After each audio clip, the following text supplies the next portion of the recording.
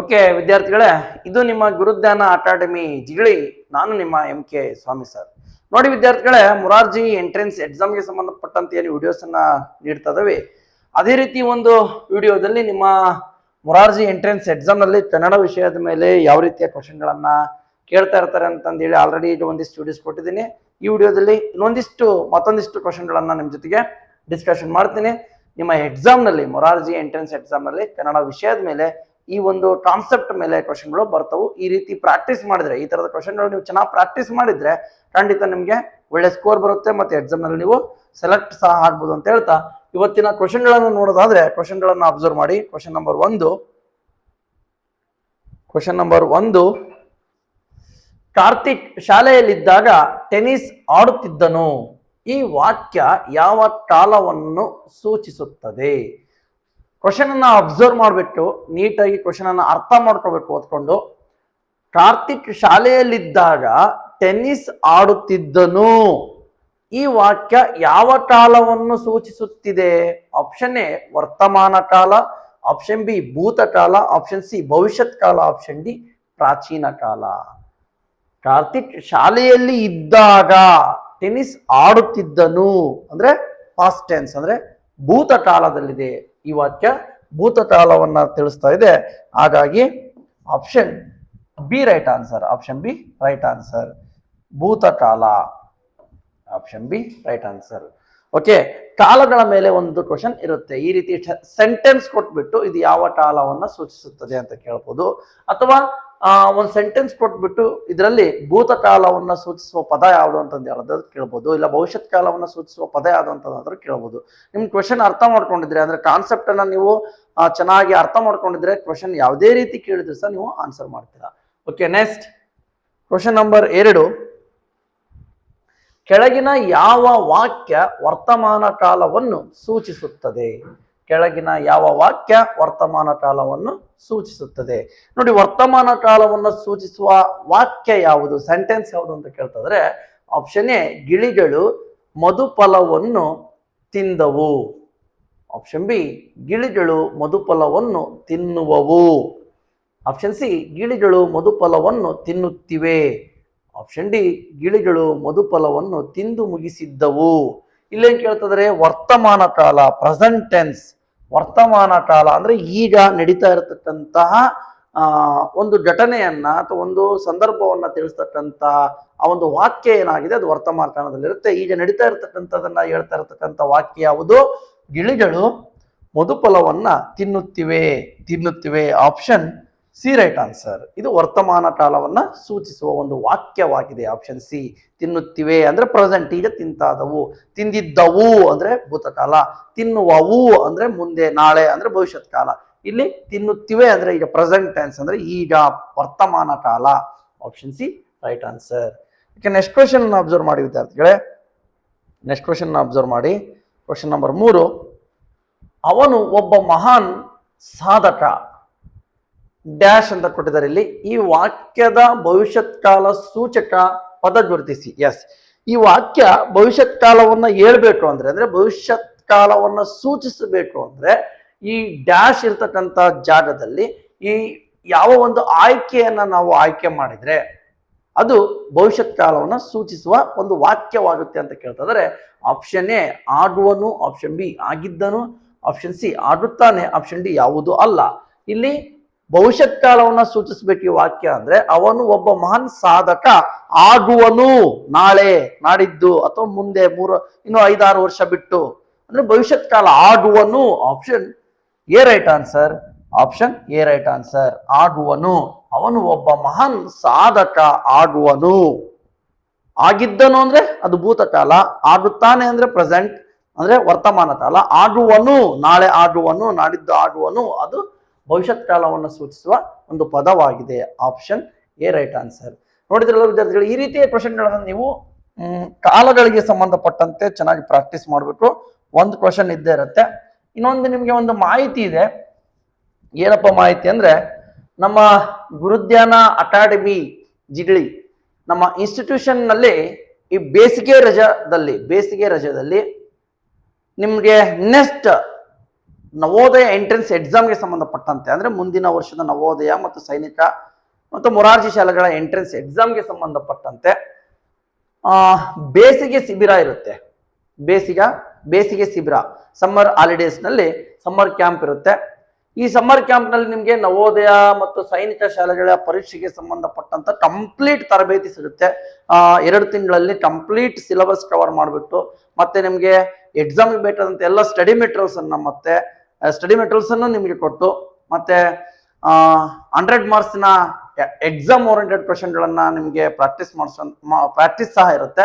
ಈ ರೀತಿಯಾಗಿ 4 ಮತ್ತು 5ನೇ ತರಗತಿಯಲ್ಲಿ ಓದ್ತಾ ಇರತಕ್ಕಂತ ಮಕ್ಕಳಿಗೆ ವಸತಿ ಸಹಿತ ಮತ್ತು ವಸತಿ ರಹಿತ ವಿತ್ ರೆಸಿಡೆನ್ಷಿಯಲ್ ವಿತೌಟ್ ರೆಸಿಡೆನ್ಷಿಯಲ್ ನಿಮಗೆ ಏನಿರುತ್ತೆ ಬೇಸಿಗೆ ಟೈಮಲ್ಲಿ ಅಂದ್ರೆ ಬೇಸಿಗೆ ರಜದಲ್ಲಿ ಸಮ್ಮರ್ ಹಾಲಿಡೇಸ್ ನಲ್ಲಿ ಬೇಸಿಗೆ ಶಿಬಿರ ಇರುತ್ತೆ. ಯಾರಿಗೆ ಇಂಟ್ರೆಸ್ಟ್ ಇದೆ ಅವರು 9008585436 ಈ ನಂಬರ್ಗೆ ಕಾಲ್ ಮಾಡಿ ರಿಜಿಸ್ಟ್ರೇಷನ್ ಮಾಡ್ಕೊಳ್ಳಿ. ಬೇಸಿಗೆ ಶಿಬಿರ ಮಾರ್ಚ್ 25ರಿಂದ ಸ್ಟಾರ್ಟ್ ಆಗುತ್ತೆ. ಲಿಮಿಟೆಡ್ ಹಾಸ್ಟೆಲ್ ಸ್ಟೂಡೆಂಟ್ಸ್ಗೆ ಲಿಮಿಟೆಡ್ ಸೀಟ್ ಇರುತ್ತೆ. ಹಾಗಾಗಿ ಇಂಟ್ರೆಸ್ಟ್ ಇರ್ತಕ್ಕಂಥವ್ರು ನಮ್ಮ ಒಂದು ಗುರುಧ್ಯಾನ ಅಕಾಡೆಮಿ ಜಿಗಳಿಯಲ್ಲಿ ನೀವು ಕೋಚಿಂಗ್ ತಗೋಬೇಕು ಅಂತ ಇಂಟ್ರೆಸ್ಟ್ ಇರ್ತಕ್ಕಂಥ ವಿದ್ಯಾರ್ಥಿಗಳು ವಿತ್ ಹಾಸ್ಟೆಲ್ ಬೇಕು ಅಂತಕ್ಕಂಥವ್ರಿಗೆ ಲಿಮಿಟೆಡ್ ಸೀಟ್ ಇರುತ್ತೆ. ಹಾಗಾಗಿ ಈ ನಂಬರ್ಗೆ ಕಾಲ್ ಮಾಡಿ ನೀವು ನಿಮ್ಮ ಹೆಸರನ್ನು ನೋಂದಾಯಿಸ್ಕೊಳ್ರಿ. ಮತ್ತೆ ಆನ್ಲೈನ್ ಕೋಚಿಂಗ್ ಬೇಕು ಅಂದ್ರೆ ನಿಮಗೆ ಆನ್ಲೈನ್ ಕೋಚಿಂಗ್ ಸಹ ಇರುತ್ತೆ. ಯಾರಿಗೆ ಆನ್ಲೈನ್ ಕೋಚಿಂಗ್ ಬೇಕಾಗಿರುತ್ತೆ ಅವ್ರಿಗೆ ಸಮ್ಮರ್ ಹಾಲಿಡೇಸ್ ನಲ್ಲಿ ಆನ್ಲೈನ್ ಕೋಚಿಂಗ್ ಸಹ ಇರುತ್ತೆ. ಮತ್ತೆ ರೆಗ್ಯುಲರ್ ಕ್ಲಾಸಸ್ ಅಲ್ಲೂ ಸಹ ನವೋದಯಕ್ಕೆ ಸಂಬಂಧಪಟ್ಟಂತೆ ನಿಮಗೆ ಕಂಪ್ಲೀಟ್ ಆದಂತ ಆನ್ಲೈನ್ ಕ್ಲಾಸಸ್ ಅನ್ನ ನಾವು ಡೈಲಿ ಕೊಡ್ತಾ ಇರ್ತೀವಿ. ಆನ್ಲೈನ್ ಕ್ಲಾಸಸ್ ಮತ್ತೆ ಸ್ಟಡಿ ಮೆಟೀರಿಯಲ್ಸ್ ಮತ್ತೆ 100 ಗಂಟೆದ ಪ್ರಾಕ್ಟೀಸ್ ಪೇಪರ್ ಸಹ ಇರುತ್ತೆ. ನಿಮಗೆ ಯಾವುದು ಇಂಟ್ರೆಸ್ಟ್ ಇದೆ ಅದಕ್ಕೆ ಸಂಬಂಧಪಟ್ಟಂತೆ ಈ ನಂಬರ್ಗೆ ಕಾಂಟ್ಯಾಕ್ಟ್ ಮಾಡಿ 9008585436 ರಿಜಿಸ್ಟ್ರೇಷನ್ ಮಾಡ್ಕೊಡ್ರಿ ಅಂತ ಹೇಳ್ತಾ ಕ್ವಶನ್ಗಳನ್ನ ಮತ್ತೆ ಕಂಟಿನ್ಯೂ ಮಾಡೋದಾದ್ರೆ ಕ್ವಶನ್ ನಂಬರ್ 4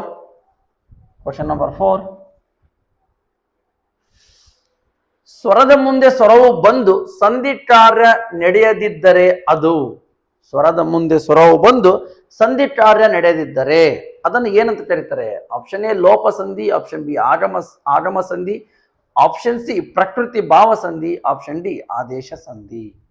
ಸ್ವರದ ಮುಂದೆ ಸ್ವರವು ಬಂದು ಸಂಧಿ ಕಾರ್ಯ ನಡೆಯದಿದ್ದರೆ ಅದನ್ನ ಪ್ರಕೃತಿ ಭಾವ ಸಂಧಿ ಅಂತ ಕರೀತಾರೆ. Option C right answer. ಉದಾಹರಣೆಗೆ ಆ ಪ್ಲಸ್ ಅಂಗಡಿ ಅಂತ ತಗೊಂಡಾಗ ಇದನ್ನ ಸಂಧಿ ಮಾಡಿದಾಗ್ಲೂ ಸಹ ಆ ಅಂಗಡಿ ಅಂತಾನೆ ಆಗುತ್ತೆ. ಇಲ್ಲಿ ಸಂಧಿ ಕಾರ್ಯ ನಡೆದಿಲ್ಲ, ಹಾಗಾಗಿ ಸ್ವರದ ಮುಂದೆ ಸ್ವರವು ಬಂದು ಸಂಧಿ ಕಾರ್ಯ ನಡೆಯದಿದ್ದರೆ ಅದನ್ನ ಪ್ರಕೃತಿ ಭಾವ ಸಂಧಿ ಅಂತಂದೇಳಿ ಕರಿತೀವಿ. ಇನ್ನು ಲೋಪ ಸಂಧಿ, ಆಗಮ ಸಂಧಿ, ಆದೇಶ ಸಂಧಿ ಸಂಬಂಧಪಟ್ಟಂತೆ ಆಲ್ರೆಡಿ ನಾನು ಏನ್ ಮಾಡಿದ್ದೇನೆ ಅಂದ್ರೆ ನಿಮ್ಗೆ ಒಂದು ಕ್ಲಾಸ್ ಕೊಟ್ಟಿದ್ದೇನೆ. ಅದರಲ್ಲಿ ಡೀಟೇಲ್ ಆಗಿ ನಿಮ್ಗೆ ಇದೆ. ಓಕೆನಾ? ಎಸ್, ಇಲ್ಲಿ ಆಪ್ಷನ್ ಸಿ ರೈಟ್ ಆನ್ಸರ್, ಪ್ರಕೃತಿ ಭಾವ ಸಂಧಿ. ನೆಕ್ಸ್ಟ್ ಕ್ವಶನ್ ನಂಬರ್ 5 ಅಬ್ಸರ್ವ್ ಮಾಡಿ.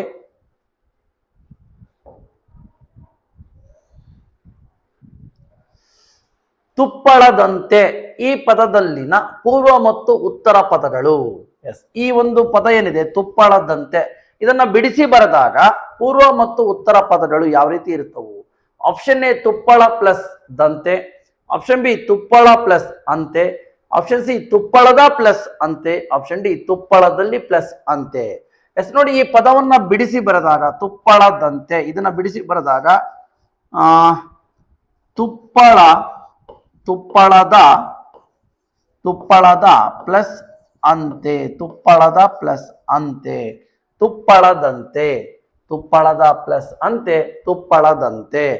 ಓಕೆ, ಹಾಗಾಗಿ ಈ ಪದವನ್ನ ಬಿಡಿಸಿ ಬರೆದಾಗ option C right answer. Option C right ಆಗುತ್ತೆ. ತುಪ್ಪಳದ ಪ್ಲಸ್ ಅಂತೆ, ತುಪ್ಪಳದಂತೆ. ಓಕೆನಾ? ಈ ತರದ್ದು ಒಂದು ಕ್ವಶನ್ ಇರುತ್ತೆ ನಿಮ್ಗೆ.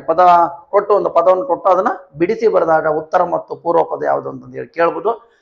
ಉತ್ತರ ಮತ್ತು ಪೂರ್ವ ಪದಗಳು ಯಾವ ರೀತಿ ಇರ್ತಾವ ಅಂತ ಕೇಳಿದರೆ ಇದರಲ್ಲಿ ಉತ್ತರ ಪದ ಯಾವುದು ಮತ್ತೆ ಪೂರ್ವ ಪದ ಯಾವುದು ಅಂತ ಗೊತ್ತಿರ್ಬೇಕು ನಿಮ್ಗೆ. ಇದು ಅಂದ್ರೆ ಫಸ್ಟ್ ಗೆ ಬರ್ತಕ್ಕಂಥದ್ದು, ಇದನ್ನ ನಾವು ಪೂರ್ವ ಪದ ಅಂತ ಕರಿತೀವಿ, ಇದನ್ನ ಉತ್ತರ ಪದ ಅಂತ ಹೇಳಿ ಕರಿತೀವಿ. ನಿಮ್ ಕ್ವಶನ್ ಅದನ್ನು ಕೇಳ್ಬೋದು. ಈ ಪದವನ್ನ ಬಿಡಿಸಿ ಬರೆದಾಗ ಇದು ಉತ್ತರ ಪದವಾಗಿದೆ. ಯಾವುದು ಉತ್ತರ ಪದ? ಇದು ಉತ್ತರ ಪದ. ಪೂರ್ವ ಪದ ಯಾವುದು? ಇದು ಪೂರ್ವ ಪದ. ಓಕೆ, ಇದು ನಿಮ್ಗೆ ಗೊತ್ತಿರ್ಬೇಕು. ಇದ್ರ ಮೇಲೆ ಕ್ವಶನ್ ಕೇಳಿದ್ದಾರೆ, ರೈಟ್?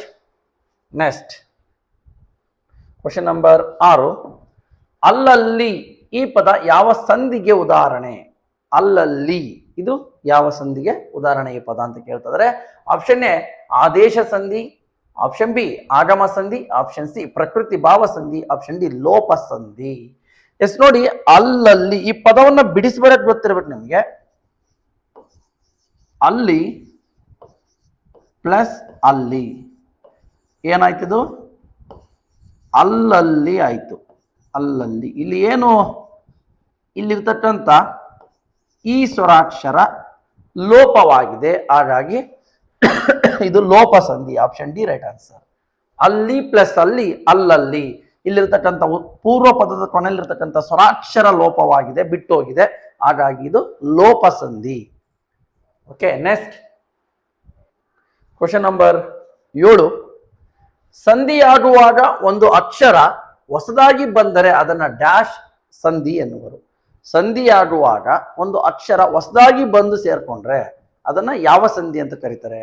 ಆಪ್ಷನ್ ಎ ಲೋಪ ಸಂಧಿ, ಆಪ್ಷನ್ ಬಿ ಆಗಮ ಸಂಧಿ, ಆಪ್ಷನ್ ಸಿ ಆದೇಶ ಸಂಧಿ, ಆಪ್ಷನ್ ಡಿ ಗುಣ ಸಂಧಿ. ಸಂಧಿ ಆಗುವಾಗ ಒಂದು ಅಕ್ಷರ ಹೊಸದಾಗಿ ಬಂದು ಸೇರಿಕೊಂಡರೆ ಅದನ್ನ ನಾವು ಆಗಮ ಸಂಧಿ ಅಂತ ಕರಿತೀವಿ. ಆಪ್ಷನ್ ಬಿ ರೈಟ್ ಆನ್ಸರ್, ಆಗಮ ಸಂಧಿ.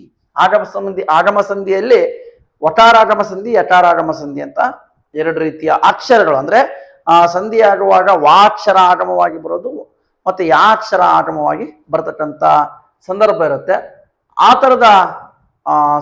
ತರದ ಸಂಧಿ ಕಾರ್ಯವನ್ನ ಆಗಮ ಸಂಧಿ ಅಂತ ಹೇಳಿ ಕರಿತೀವಿ. ಅಂದ್ರೆ ಸಂಧಿ ಆಗುವಾಗ ಎರಡು ಪದಗಳು ಸೇರಿಕೊಂಡು ಯಾವುದೇ ಕಾಲ ವಿಳಂಬವಿಲ್ಲದೆ ಅರ್ಥ ಕೆಡದಂತೆ ಸೇರಿಕೊಂಡಾಗ ಅವಾಗ ವಾಕ್ಷರ ಹೊಸದಾಗಿ ಬಂದು ಸೇರ್ಕೊಂಡ್ರೆ ಅಥವಾ ಯಾಕ್ಷರ ಹೊಸದಾಗಿ ಬಂದು ಸೇರ್ಕೊಂಡ್ರೆ ಅದನ್ನ ಆಗಮ ಸಂಧಿ ಅಂತ ಹೇಳಿ ಕರಿತೀವಿ.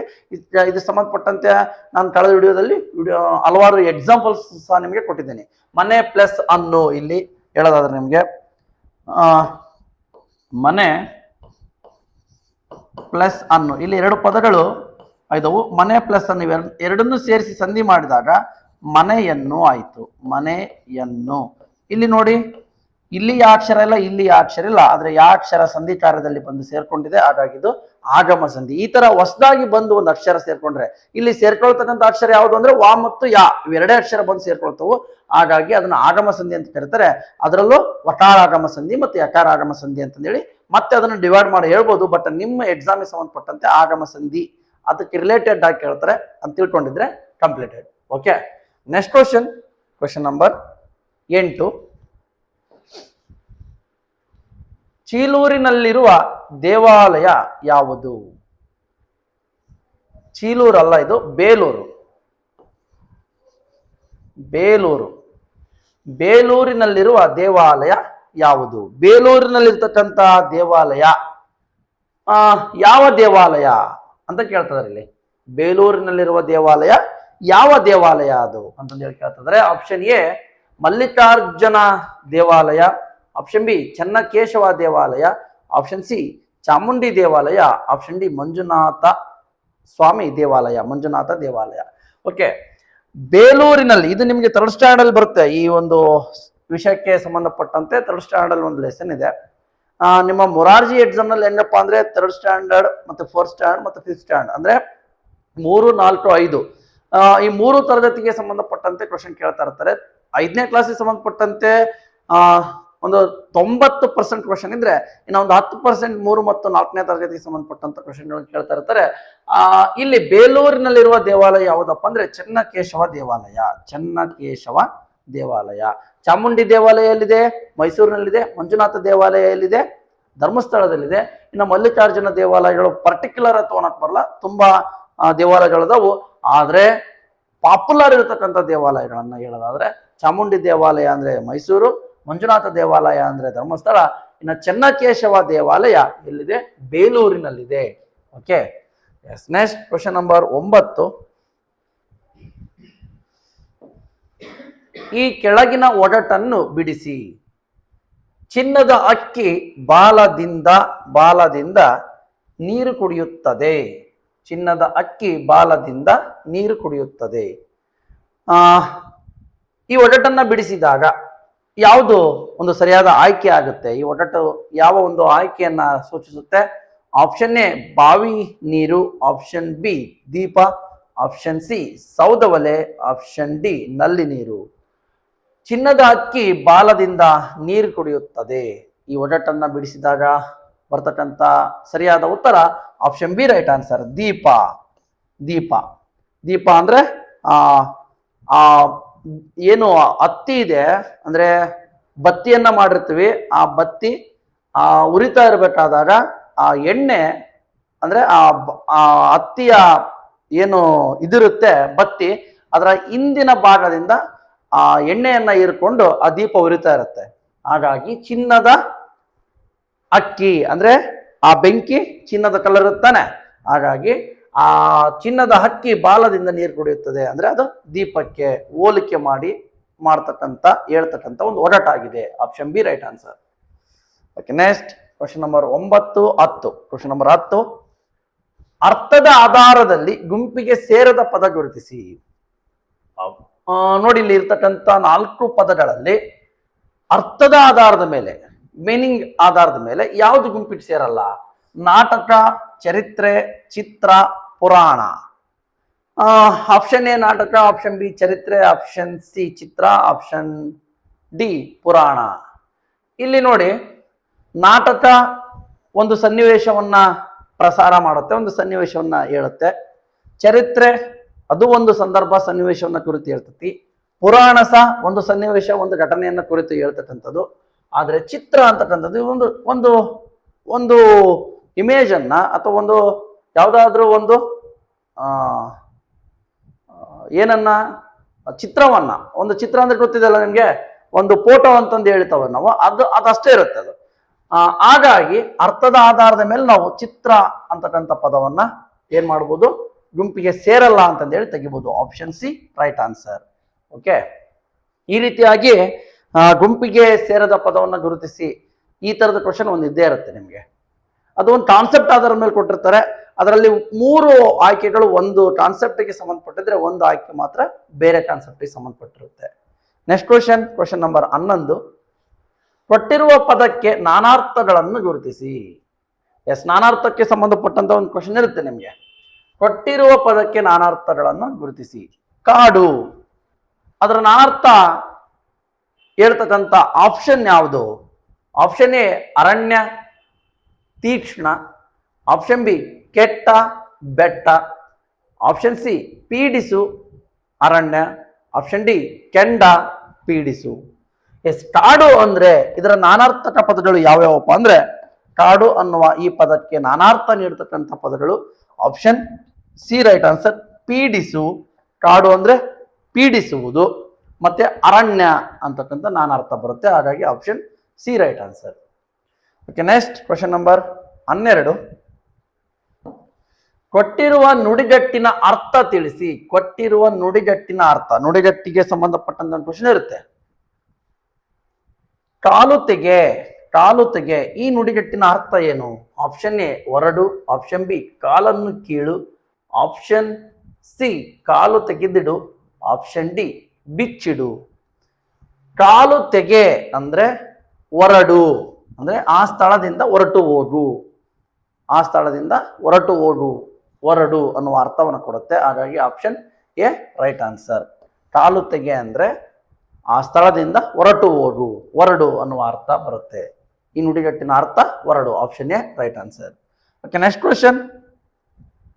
ಕ್ವಶನ್ ನಂಬರ್ 13, ಧೀರ ಪದದ ವಿರುದ್ಧಾರ್ಥಕ ಪದ ಗುರುತಿಸಿ. ವಿರುದ್ಧಾರ್ಥಕ ಪದ, ಸಮಾನಾರ್ಥಕ ಪದ, ಇದ್ರ ಮೇಲೆ ಸಹ ಒಂದು ಕ್ವಶನ್ ಇರುತ್ತೆ.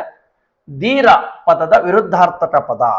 ಆಪ್ಷನ್ ಎ ಶೂರ, ಆಪ್ಷನ್ ಬಿ ವೀರ, ಆಪ್ಷನ್ ಸಿ ಏಡಿ, ಆಪ್ಷನ್ ಡಿ ಮೂರ್ಖ. ಧೀರ ಈ ಪದದ ವಿರೋಧಾರ್ಥ, ವಿಲೋಮ ಅರ್ಥ ನೀಡ್ತಕ್ಕಂಥ, ವಿಲೋಮ ಅಂದ್ರೆ ವಿರುದ್ಧಾರ್ಥ ನೀಡ್ತಕ್ಕಂಥ ಪದ ಯಾವ್ದಪ್ಪ ಅಂದ್ರೆ ಧೀರ ಅನ್ನೋದಕ್ಕೆ ಏಡಿ. Option C right answer. ಧೀರ ಅಂದ್ರೆ ಶೂರ, ಶೂರ ಅಂದ್ರೆ ಸಹ ಅದೇ ಅರ್ಥ. ಧೀರ ಪದದ ಸಮಾನಾರ್ಥವನ್ನ ನೀಡ್ತಕ್ಕಂಥ ಪದ. ವೀರ ಅಂದ್ರೆ ಸಹ ಆ ಒಂದು ಧೀರ ಪದಕ್ಕೆ ಸಮಾನ ಅರ್ಥವನ್ನು ನೀಡ್ತಕ್ಕಂಥ ಪದ. ಆದ್ರೆ ಏಡಿ ಅಂತಕ್ಕಂಥದ್ದು ಪುಟ್ಟಳ ಅಥವಾ ಎದುರ್ತಕ್ಕಂಥ ವ್ಯಕ್ತಿ ಎನ್ನುವ ಅರ್ಥವನ್ನು ಕೊಡ್ತಕ್ಕಂಥ ಪದ. ಆದ್ರೆ ಧೀರ, ಶೂರ, ವೀರ ಇವರು ಧೈರ್ಯಶಾಲಿಗಳು ಅನ್ನುವ ಅರ್ಥವನ್ನು ಕೊಡುತ್ತೆ. ಏಡಿ ಅನ್ನೋದು ಭಯ ಪಡ್ತಕ್ಕಂಥ ವ್ಯಕ್ತಿ, ಎದುರುವ ವ್ಯಕ್ತಿ ಅನ್ನುವ ಒಂದು ಅರ್ಥ ಕೊಡುತ್ತೆ. ಹಾಗಾಗಿ ಧೀರ ಪದದ ವಿರುದ್ಧಾರ್ಥಕ ಪದ ಏಡಿ. Option C right answer. Next question number 14. ದಿರುಕ್ತಿ ಪದ ಗುರುತಿಸಿ. ಎಸ್, ದಿರುಕ್ತಿ ಪದ. ದಿರುಕ್ತಿ ಅಂದ್ರೆ ಏನಂತ ಗೊತ್ತಿರ್ಬೇಕು ನಿಮಗೆ. ಒಂದು ವಾಕ್ಯವನ್ನ ಹೇಳುವಾಗ ಒಂದೇ ಪದವನ್ನು ಎರಡು ಸಲ ಉಚ್ಚಾರ ಮಾಡಿದ್ರೆ ಅದನ್ನ ದಿರುಕ್ತಿ ಅಂತ ಹೇಳಿ ಕರಿತೀವಿ. ಆಪ್ಷನ್ ಎ ಓಡಿ ಓಡಿ, ಆಪ್ಷನ್ ಬಿ ಕೂಲಿ ನಾಲಿ, ಆಪ್ಷನ್ ಸಿ ದಡ ದಡ, ಆಪ್ಷನ್ ಡಿ ಕಂಬಿ ಕೀಳು. ಇಲ್ಲಿ ದಿರುಕ್ತಿ ಅಂತ ಕೇಳ್ತದ್ರೆ ಆಯ್ಕೆಗಳಲ್ಲಿ ದಿರುಕ್ತಿ ಪದ ಯಾವ್ದಪ್ಪ ಅಂದ್ರೆ ಓಡಿ ಓಡಿ. ಓಡಿ ಓಡಿ ಒಂದೇ ಪದವನ್ನ ಅರ್ಥ ಇರತಕ್ಕಂತ ಮೀನಿಂಗ್ಫುಲ್ ಆದಂತ ಒಂದು ಪದವನ್ನ ಎರಡು ಸಾಲಿ ಉಚ್ಚಾರ ಮಾಡಿದ್ರೆ ಅದನ್ನ ದಿರುಕ್ತಿ ಅಂತ ಕೇಳ್ತಾರೆ. ಓಡಿ ಓಡಿ, ಓಡಿ ಓಡಿ ಬಾ. ಓಕೆ, ಅಂದ್ರೆ ಮೀನಿಂಗ್ಫುಲ್ ಇರ್ತಕ್ಕಂತ ಪದವನ್ನ ಎರಡು ಸಲ ಉಚ್ಚಾರ ಮಾಡಿದ್ರೆ ಅದು ದಿರುಕ್ತಿ. ಅದೇ ರೀತಿಯಲ್ಲಿ ದಡ ದಡ ಅಂತಂದಿದೆ, ಒಂದೇ ರೀತಿಯ ಪದ ಎರಡು ಸಲ ಉಚ್ಚಾರ ಮಾಡಿದ್ದೇವೆ, ಬಟ್ ಇದು ದಿರುಕ್ತಿ ಅಲ್ಲ, ಕನ್ಫ್ಯೂಸ್ ಆಗಬಾರ್ದು. ಇದು ಅನುಕರಣಾವಯ. ಅನುಕರಣಾವಯ ಇದಕ್ಕೆ ಅರ್ಥ ಇರಲ್ಲ. ಅನುಕರಣಾವಯ ಪದಗಳಿಗೆ ಅರ್ಥ ಇರಲ್ಲ. ಸಮಯಕ್ಕೆ ಸಂದರ್ಭಕ್ಕೆ ತಕ್ಕಂತೆ ಒಂದು ವಾಕ್ಯವನ್ನ ಉಚ್ಚಾರ ಮಾಡುವಾಗ ಆ ಸಮಯಕ್ಕೆ ಸಂದರ್ಭಕ್ಕೆ ತಕ್ಕಂತೆ ಉಚ್ಚಾರ ಮಾಡ್ತೀವಿ. ಆ ಪದಕ್ಕೆ ದಡ ದಡ, ದಡ ದಡ ಬಾ, ದಡ ದಡ ಅಂದ್ರೆ ಅದಕ್ಕೆ ಅರ್ಥ ಇರಲ್ಲ. ಬಟ್ ಆ ತರದ ಪದಗಳು ಅನುಕರಣಾವಯಗಳು, ಅನುಸರಿಸಿ ಹೇಳ್ತಕ್ಕಂಥ ಪದಗಳು, ಅದು ಅರ್ಥ ಇರಲ್ಲ. ಬಟ್ ದಿರುಕ್ತಿ ಒಂದೇ ಪದವನ್ನು ಎರಡು ಸಲ ಹೇಳಿದರೆ ಆ ಪದಗಳಿಗೆ ಅರ್ಥ ಇರುತ್ತೆ. ಓಡಿ ಓಡಿ ಬಾ, ಓಕೆ, ಮನೆ ಮನೆ, ಈ ತರದ ಅಂದ್ರೆ ಅರ್ಥ ಇರತಕ್ಕಂಥ ಒಂದು ಪದವನ್ನ ಎರಡು ಸಲ ಉಚ್ಚಾರ ಮಾಡಿದ್ರೆ ಅದು ದಿರುಕ್ತಿ. ಅರ್ಥ ಇಲ್ಲದೆ ಇರುವ ಪದವನ್ನ ನಾವು ಎರಡು ಸಲ ಉಚ್ಚಾರ ಮಾಡಿದ್ರೆ ಅದು ಅನುಕರಣಾವಯ. ಇನ್ನಲ್ಲಿ ಕೂಲಿ ನಾಲಿ ಅನ್ನೋದು ಒಂದು ಜೋಡು ಪದ, ಜೋಡು ನುಡಿಗಳು. ಇದ್ರ ಮೇಲೆ ಕ್ವಶನ್ ಪಕ್ಕ ಒಂದಿದ್ದೇ ಇರುತ್ತೆ. ಜೋಡಿ ಏನು ಕೂಲಿ ನಾಲಿ ಅನ್ನೋದು ಜೋಡಿ ಪದಗಳು. ಇನ್ನು ಕಂಬಿ ಕೀಳು ಅಂದ್ರೆ ನುಡಿಗಟ್ಟು. ಏನು ಹಿಂದಿನ ಪ್ರಿವಿಯಸ್ ಕ್ವಶನ್ ಹೇಳಿದೆ ಆ ತರ ಕಂಬಿ ಕೀಳು ಅಂದ್ರೆ ಇದು ಸಹ ಏನಪ್ಪಾ ಅಂದ್ರೆ ಯಾವ್ದಾದ್ರು ಒಂದು ಸಂದರ್ಭದಲ್ಲಿ ಒಂದು ಘಟನೆ ನಡಿಬೇಕಾದಾಗ ಕಂಬಿ ಕೀಳು ಅಂದ್ರೆ ಅಲ್ಲಿಂದ ಓಡೋದು ಅಂತ. ಕಂಬಿ ಕೀಳು ಅಂದ್ರೆ ಓಡೋಡೋದು ಅಂತ. ಇದು ನುಡಿಗಟ್ಟು, ಅರ್ಥ ಆಯ್ತಲ್ಲ. ಓಡಿ ಓಡಿ ಅನ್ನೋದಿಲ್ಲಿ ದಿರುಕ್ತಿ ಪದವಾಗಿದೆ. ದಿರುಕ್ತಿ ಅಂದ್ರೆ ಅರ್ಥ ಇರ್ತಕ್ಕಂಥ ಪದಗಳನ್ನ ಎರಡು ಸಾರಿ ಉಚ್ಚಾರ ಮಾಡೋದು. ಅರ್ಥ ಇಲ್ಲದೆ ಇರೋ ಪದವನ್ನು ಎರಡು ಸಾರಿ ಉಚ್ಚಾರ ಮಾಡಿ ಹೇಳಿದ್ರೆ ಅದು ಅನುಕರಣಾವಯ. ಇನ್ನು ಕೂಲಿ ನಾಲಿ ಇವು ಜೋಡಿ ನುಡಿ. ಅಂದ್ರೆ ಜೋಡಿ ನುಡಿಯಲ್ಲಿ ಏನ್ ನೀವು ಅರ್ಥ ಮಾಡ್ಕೊಂಡಿರ್ಬೇಕು, ಒಂದು ಪದಕ್ಕೆ ನಿರ್ದಿಷ್ಟ ಅರ್ಥ ಇರುತ್ತೆ, ಇನ್ನೊಂದು ಪದಕ್ಕೆ ಯಾವುದೇ ಅರ್ಥ ಇರಲ್ಲ. ಅದ್ರ ಜೊತೆ ಬರುತ್ತೆ ಅಷ್ಟೇ. ಅದು ಕೂಲಿ ನಾಲಿ. ಈ ನಾಲಿ ಅನ್ನೋದಕ್ಕೇನು ಅರ್ಥ ಇಲ್ಲ, ಬಟ್ ಕೂಲಿ ಅನ್ನೋದಕ್ಕೆ ಅರ್ಥ ಇದೆ. ಈ ತರದ್ದು ಜೋಡಿ ನುಡಿ ಆಗಿರುತ್ತೆ. ಇನ್ನು ಕಂಬಿ ಕೀಳಿದು ನುಡಿಗಟ್ಟಾಗಿರುತ್ತೆ. Okay, next question number 15. Most important class ಇದು. ಕಂಪ್ಲೀಟ್ ಆಗಿ ನಿಮಗೆ ನಿಮ್ಮ ಮೊರಾರ್ಜಿ ಎಂಟ್ರೆನ್ಸ್ ಎಕ್ಸಾಮ್ ಸಂಬಂಧಪಟ್ಟಂತೆ ಆಲ್ಮೋಸ್ಟ್ ಆಲ್ ಈ ಒಂದು ಏನು 15 ಕ್ವಶನ್ ಇವತ್ತಿನ ವಿಡಿಯೋದಲ್ಲಿ ಡಿಸ್ಕಷನ್ ಮಾಡ್ತಾ ಇದ್ದಾನೆ, ನಿಮಗೆ ಸುಮಾರು 80% ಕವರ್ ಮಾಡಿಕೊಡುತ್ತೆ. ಈ ಪ್ಯಾಟರ್ನ್ ಅಂದ್ರೆ ಈ ಕಾನ್ಸೆಪ್ಟ್ ಮೇಲೆ ಕ್ವಶನ್ ಇದ್ದೇ ಇರುತ್ತೆ. ಓಕೆ, ಜೋಕುಮಾರ ಸ್ವಾಮಿ ಇದು ಯಾರ ನಾಟಕ ಕೃತಿ? ನಿಮ್ಮ 5th ಸ್ಟ್ಯಾಂಡರ್ಡ್ ಬರುತ್ತೆ. ಕವಿ ಪರಿಚಯ, ಕೃತಿಕಾರರ ಪರಿಚಯ ನೀವು ಕಂಪ್ಲೀಟ್ ಓದ್ಕೊಂಡಿರ್ಬೇಕು. ಕಾವ್ಯ ನಾಮಗಳು, ಮತ್ತೆ ಅಂಕಿತ ನಾಮಗಳು, ಮತ್ತೆ ಏನು ಆಕಾರ ಕೃತಿಗಳು, ಇದನ್ನೆಲ್ಲ ಕಂಪ್ಲೀಟ್ ನೀವು ಓದ್ಕೊಂಡಿದ್ರೆ ಇದ್ರ ಮೇಲೆ ಕ್ವಶನ್ ಇರುತ್ತೆ. ಇಲ್ಲೇನ್ ಕೇಳ್ತದ್ರೆ ಜೋಕುಮಾರ ಸ್ವಾಮಿ ಇದು ಯಾರ ನಾಟಕ ಕೃತಿ ಅಂತ ಕೇಳ್ತದ್ರೆ option A Da Ra Bendre, option B Kuvempu, option C Panje Mangeshrai, option D Chandrashekhara Kambara. Jokumara Swamy ಇದು ಚಂದ್ರಶೇಖರ ಕಂಬಾರರವರ ನಾಟಕ ಕೃತಿ. ಅದೇ ರೀತಿ ದರಾ ಬೇಂದ್ರೆ ಅವರದು ನಾಟು ತಂತಿ ಪಾಪ್ಯುಲರ್ ಆದಂಥದ್ದು. ಮತ್ತೆ ಕುವೆಂಪು ಅವರು ತುಂಬಾ ಆದವು. ನಾಡಗೀತೆ ಆಗಿರ್ಬೋದು, ಕುವೆಂಪು ಅವರ ನಾಡಗೀತೆ ಬಗ್ಗೆ ಸುಮಾರು ಸಲ ಕೇಳಿದ್ದಾರೆ. ನಾಡಗೀತೆ ಬರೆದವ್ರು ಯಾರು ಅಂತಂದೇಳಿ ಕೇಳಿದ್ದಾರೆ ಕುವೆಂಪು ಅವ್ರ ಬಗ್ಗೆ. ಓಕೆ, ಈ ರೀತಿಯಾಗಿ ಪ್ರತಿಯೊಬ್ಬ ನಿಮ್ಮ ಕನ್ನಡ ಲ್ಯಾಂಗ್ವೇಜ್ ಏನಿದೆ 5th ಸ್ಟ್ಯಾಂಡರ್ಡ್ ಆ ಲ್ಯಾಂಗ್ವೇಜ್ನಲ್ಲಿ ಏನು ಕೃತಿಕಾರರ ಪರಿಚಯ, ಕವಿ ಪರಿಚಯ ಏನಿದೆ ಅದನ್ನ ಕಂಪ್ಲೀಟ್ ಆಗಿ ನೀವು ಓದ್ಕೋಬೇಕಾಗತ್ತೆ. ಇಲ್ಲಿ ಜೋಕುಮಾರ ಸ್ವಾಮಿ ಇದು ಚಂದ್ರಶೇಖರ ಕಂಬಾರರವರ ಒಂದು ಪ್ರಖ್ಯಾತಿಯನ್ನ ಪಡೆದಿರತಕ್ಕಂಥ ಒಂದು ನಾಟಕ ಕೃತಿ. ಸರಿನಾ? ಎಸ್, ಈ ರೀತಿಯ ಕ್ವಶನ್ಗಳನ್ನ ಕೇಳ್ತಾ ಇರ್ತಾರೆ. ನೀವು ಚೆನ್ನಾಗಿ ಈ ತರದ ಕ್ವಶನ್ಗಳನ್ನ ಪ್ರಾಕ್ಟೀಸ್ ಮಾಡಿದ್ರೆ ನಿಮ್ಮ ಎಕ್ಸಾಮ್ನಲ್ಲಿ ಸಕ್ಸಸ್ ಸಿಗುತ್ತೆ. ಇನ್ನು ನೆಕ್ಸ್ಟ್ ವಿಡಿಯೋದಲ್ಲಿ ಮತ್ತೊಂದು ಕಾನ್ಸೆಪ್ಟ್ ಬಗ್ಗೆ ಡಿಸ್ಕಷನ್ ಮಾಡೋಣ. ಅಲ್ಲಿವರೆಗೆ ಎಲ್ರಿಗೂ ಧನ್ಯವಾದಗಳು.